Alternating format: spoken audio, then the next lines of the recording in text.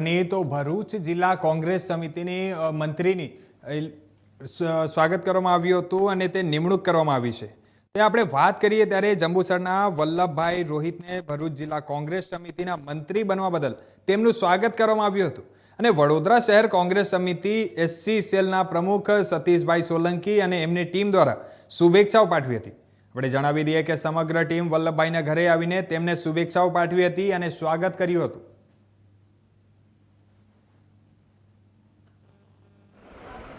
મારું નામ વલ્લભભાઈ બાબરભાઈ રોહિત, મૂળ રહેવાસી ડાબા, હાલ જંબુસર સ્વામિનારાયણ સોસાયટી.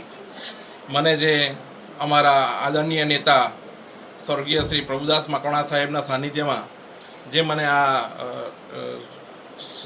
રાજકીયમાં જે જવાની તક મળી છે, ત્યારે અમારા જિલ્લા કોંગ્રેસ પ્રમુખ રાજેન્દ્રસિંહ રાણા સાહેબના નેજા હેઠળ મને ભરૂચ જિલ્લા કોંગ્રેસ સમિતિનો મંત્રી બનાવ્યો છે. તે બદલ હું કોંગ્રેસ સમિતિનો આભાર વ્યક્ત કરું છું અને કોંગ્રેસ પક્ષની જે વિચારધારા છે એ વિચારધારાને અમે આગળ ધપાવવા સતત પ્રયત્નશીલ રહીશું. ગામડાના છેવાડા માનવી સુધી અમે એને પહોંચવાનો પ્રયત્ન કરીશું. જે બનશે એ સેવાનો અમે કરવાનો પ્રયત્ન કરીશું.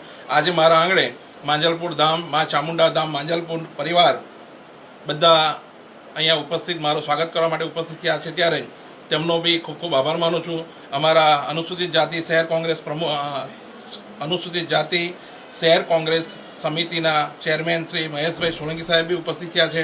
સાથે અમારા ચામુંડા ધામ મંદિરના જે એ છે શંકરભાઈ પ્રમુખ, શંકરભાઈ સોલંકી, સાથે એમની ટીમ, બધાનું નામ ના લેતા સમગ્ર ટીમનો આ તકે આભાર માનું છું. બધાને જય માતાજી અને ખૂબ આગળ વધીશું અને ખૂબ પ્રયત્નો કરીશું. જિલ્લામાં જંબુસર ખાતે સ્વર્ગસ્થ પ્રભુદાસ ભાઈ મકવાણા સાહેબની નેજા હેઠળ કોંગ્રેસની વંશ પરંપરાગત આગેવાની કરતા અને અગાઉ અનુસૂચિત જાતિના પ્રમુખ રહી ચૂકેલા, ચેરમેન રહી ચૂકેલા એવા વલ્લભભાઈને અત્યારે ભરૂચ જિલ્લામાં શહેર પ્રમુખની જિલ્લા મંત્રી તરીકે નિમણૂક કરવામાં આવી છે.